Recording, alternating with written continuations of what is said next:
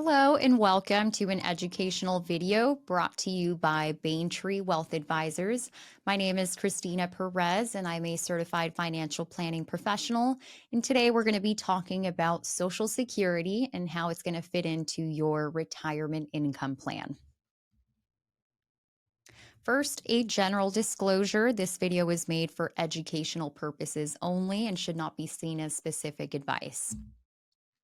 So first, want to take a step back and give you a high-level overview of the different puzzle pieces that will go into building your retirement income puzzle, such as health insurance, because that will reduce the amount of cash flow and therefore income that you need.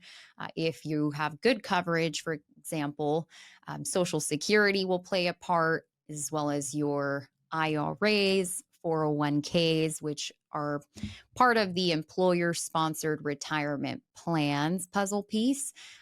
Didn't just say 401ks for that puzzle piece because 403bs are a type of employer sponsored retirement plan as well.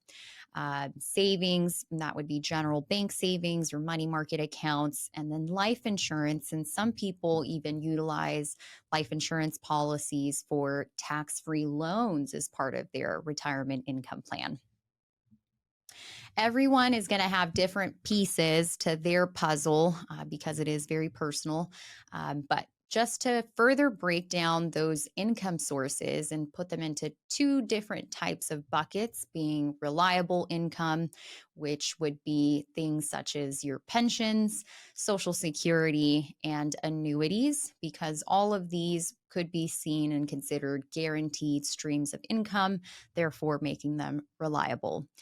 Not to mention, some pensions and definitely your Social Security offer cost of living adjustments, which we'll dive into in a further slide. Variable income can be produced from your investments that are invested in stocks and bonds, and hence why they are going to provide variable income. Typically, with an account that is invested, sometimes advisors will withdraw more income during the years that the account is gaining, but they might want to encourage their clients to reduce the amount of income they're taking from those market based vehicles in the years that the market is not doing so well to try to avoid sequence of returns risk. So, just something to keep in mind. There's a lot of nuance into the reliable income stream, such as when to claim the pension, what type of payout to select, as well as Social Security. And we'll dive into that a little bit further. So this graph represents, a trend that we've seen over the years since the 90s.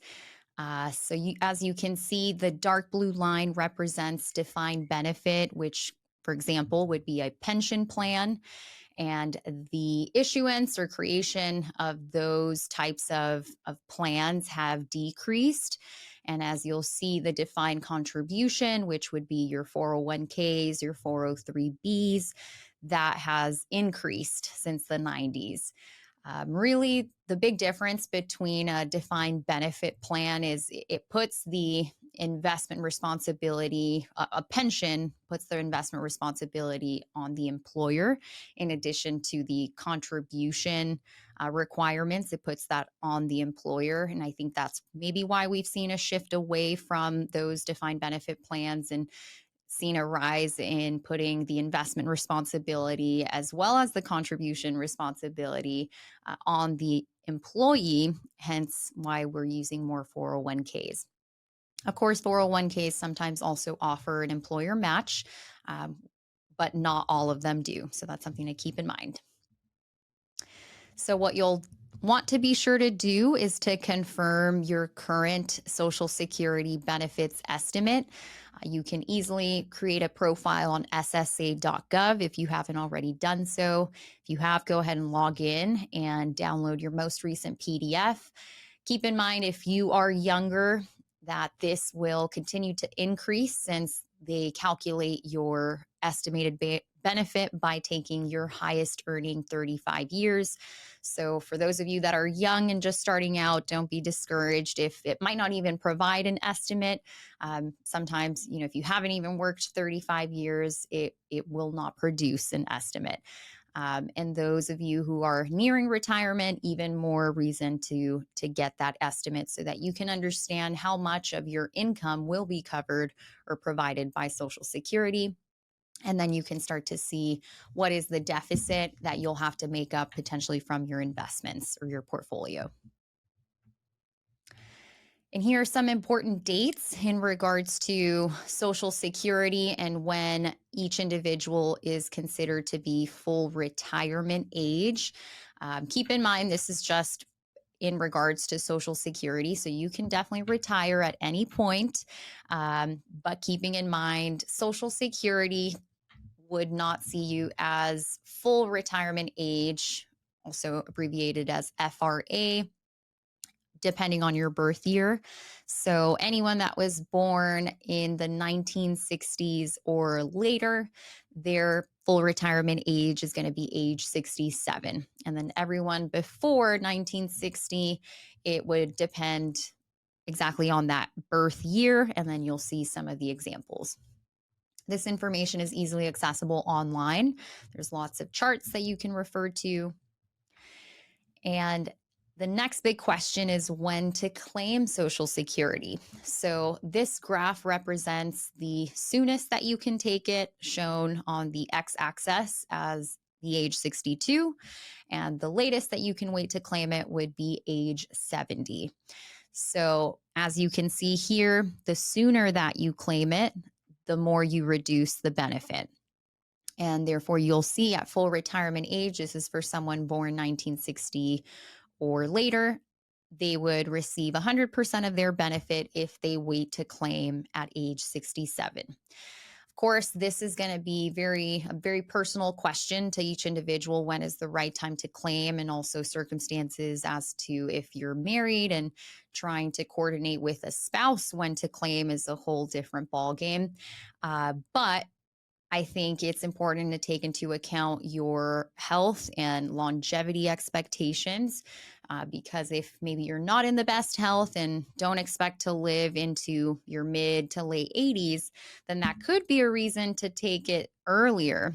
However, if you are in good health and are expecting to live a long life, that is really when we try to encourage clients to delay, mainly because one, you're going to increase the benefit, and this is guaranteed income, hopefully for the rest of your life, and it receives a cost of living adjustment each year. And as I was mentioning, each year after age 67 that you wait, you'll see it actually is about an 8% increase every year after that. For those that were born after the year 1943 or later.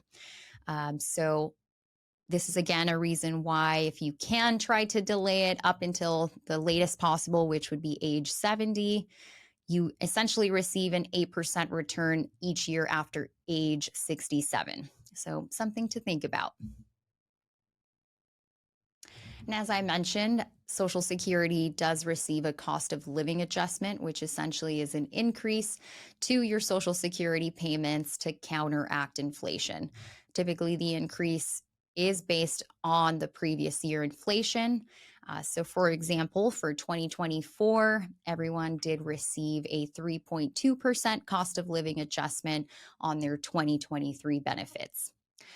And historically, the average cost of living adjustment is 2.5%. But again, that is an average. Keep in mind, in 2023, we had almost, or a little over, an 8% cost of living adjustment. But there are years also where there might not be any cost of living adjustment if we had a period of low inflation.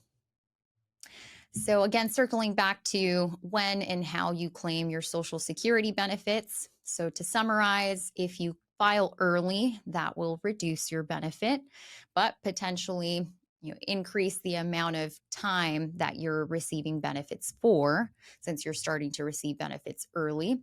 If you file late, that will increase the benefits, but of course, reduce the amount of years that you're receiving benefits because you delayed. If you file at full retirement age, then you would receive your full benefit. And if you file on a spouse's record, for example, spousal or widow benefits, typically someone would do that because that means they will receive an increase in their benefit. And same for survivor benefits, which I mentioned were the widow's benefits and the divorced spouse's record as well. There are some nuances, such as needing to have been married for at least 10 years to qualify for a divorced spouse's benefits. In addition, when you can claim those, there's a bit of a nuance as well. And lastly, if you want to discuss your personal retirement income plan, feel free to reach out to us and we would be happy to help. Have a great rest of your day.